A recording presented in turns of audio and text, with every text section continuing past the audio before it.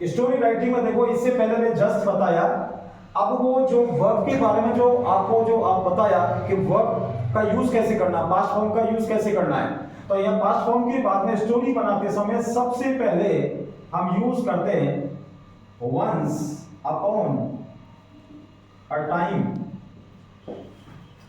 There was लिख करके, और फिर जिस पर हम लिख रहे हैं उस विषय का नाम लिखना है, विषय का नाम। यानी कि स्टोरी लिखते समय सबसे पहले किसका यूज करते हैं, once upon a time there was लिख दिया, और फिर विषय का नाम। जैसे मान लीजिए आ गया लॉइन पर आ गया तो लिखेंगे लॉइन आएगा, जैसे once upon a time there was lion कर दिया है, या फिर आपको टाइगर आ गया, जो भी कुछ स्टोरी आएगी ना उस पर आपको बनाना है, ठीक है। हम इसके बेटर देन ये भी कर सकते थे, कौन सा, वंस देयर वाज, फिर हम क्या लिखेंगे, विषय का नाम। कल बड़ी क्लास में आपको मैंने समझाया, बहुत बड़ी क्लास में कल मतलब आपको बताया कि वंस अपॉन अ टाइम और देयर वाज का डिफरेंस क्या है, इसमें कैसे क्या क्या डिफरेंस है। अब इसमें से कोई सा यूज कर सकते हो, शॉर्ट टाइम में इतना ही कर लीजिए, और नेक्स्ट टाइम जब आप 10th क्लास पास कर लोगे, फिर नेक्स्ट जब आप पढ़ोगे 11th आगे उसमें, तो फिर मैं आपको बताऊंगा पूरा डिटेल। यहां करने के बाद में आपको करना क्या है कि आप किसी सेंटेंस को आप हिंदी में सोचोगे, आप कोई भी स्टोरी है पूरा हिंदी में याद होनी चाहिए, और हिंदी से आप क्या बनाना है, आपको इंग्लिश बनाना। हिंदी से इंग्लिश बनाने के लिए सबसे पहले बेटा इस चीज का इस्तेमाल होता है, देखो महत्वपूर्ण जो चीज है ना, SVO और CA, ये आपके सामने ये है सेंटेंस बनाने का, हिंदी से इंग्लिश बनाने का या इंग्लिश से हिंदी बनाने का, कुछ भी लगा लीजिए आप, ये है, ये सेंटेंस के क्या है, इंग्लिश में कहते हैं एलिमेंट ऑफ सेंटेंस, यानी कि वाक्य के एलिमेंट। एलिमेंट के देखो क्या लिखा हुआ है, एलिमेंट। एलिमेंट को हिंदी में कहते हैं तत्व, कहते हैं बेटा, क्या कहते हैं, तत्व, या हम तत्व के स्थान पर क्या कह सकते हैं, भाग कह सकते हैं। इसका मतलब क्या हो गया, एस जो होता है, एस बताता अपने आप में कि ये क्या होगा आपके सामने, सब्जेक्ट होगा। वी जो होगा वो क्या बताएगा आपके सामने, वर्ब, और ओ जो होगा वो क्या बताएगा, ऑब्जेक्ट होगा। इसके बाद जो सी जो आपके सामने है वो बताएगा बेटा, क्या बताया, कॉम्प्लीमेंट बताएगा, कॉम्प्लीमेंट। और जो आपके सामने ए दिया हुआ है वो लिखा हुआ है एडवर्बियल, लिखा हुआ है एडवर्बियल लिखा हुआ है। तो ये जो आपके सामने ये 5 जो आपका एलिमेंट्स है या 5 पार्ट ऑफ सेंटेंस है, ये आपके सामने आपको इनके अकॉर्डिंग सेंटेंस टू सेंटेंस बनता है। तो इनका नॉलेज आपको होना चाहिए। सब्जेक्ट क्या होता है, कैसे होता है, वर्ब का यूज कैसे करेंगे बता दिया। वर्ब का यूज तो सीधा करना है, क्या करना पता है क्या, पास्ट फॉर्म का यूज करना है, बता दिया है।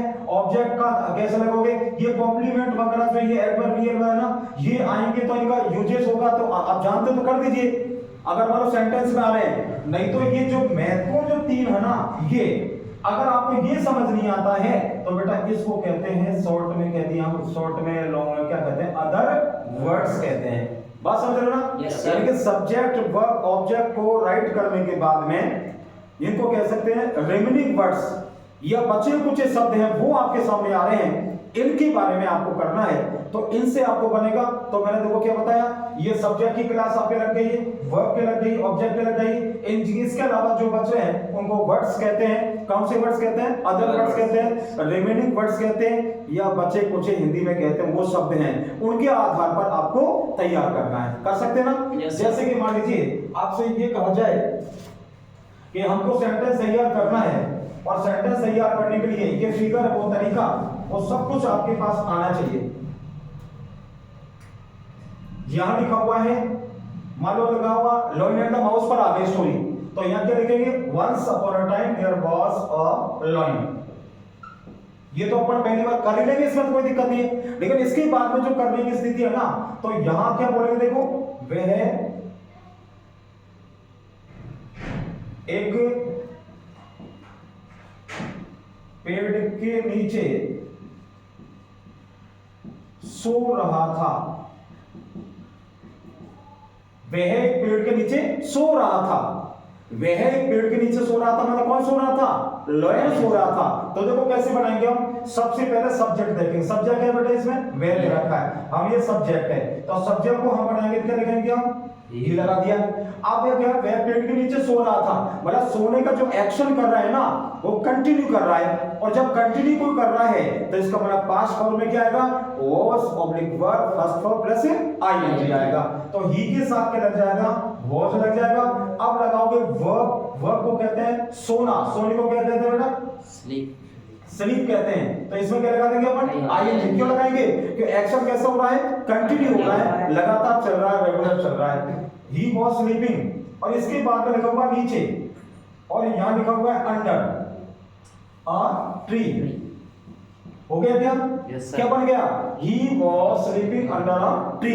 अब देखो इंग्लिश का एक सिस्टम होता है, जब कभी हिंदी से इंग्लिश बनाते हैं सबसे पहले शुरुआत सब्जेक्ट से शुरू कर दो। आप सब्जेक्ट लगा दिया, फिर आपने वर्ब लगा दिया, यहां तक ये वर्ब है। अब वो सेंटेंस में पीछे पीछे जाते हैं अपन, पीछे से बनाते आते हैं। तो पीछे क्या दे रखा है, ये सो रहा था, ये हमने लिख दिया है। फिर इसके बाद इससे करके दे रखा है, नीचे दे रखा है, ये नीचे लिख दिया। पेड़ के नीचे लिखा हुआ है ए ट्री, एक यहाँ पे की, और ऐसे ये काम चल जाएगा।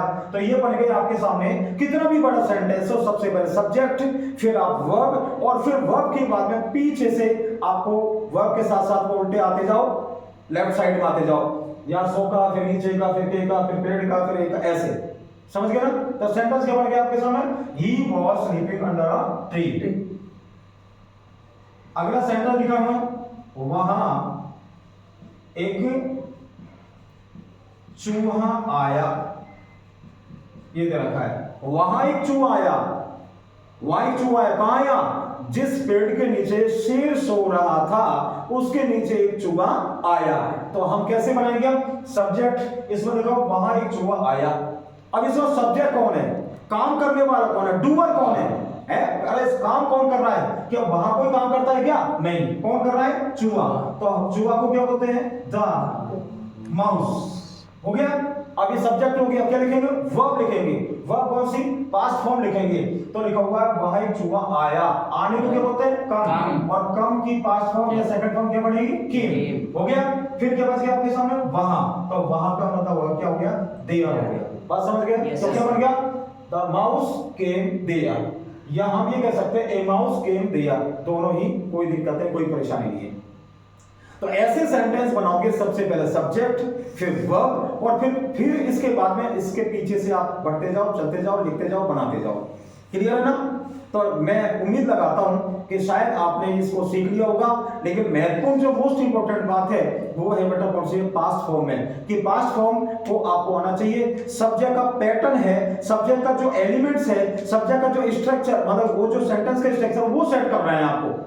तो पहले क्या करोगे, सब्जेक्ट, फिर वर्ब, इसके बाद ऑब्जेक्ट, फिर अदर वर्ड्स, फिर आप पास्ट फॉर्म, आपको सारी चीज को करना है। Okay, yes sir.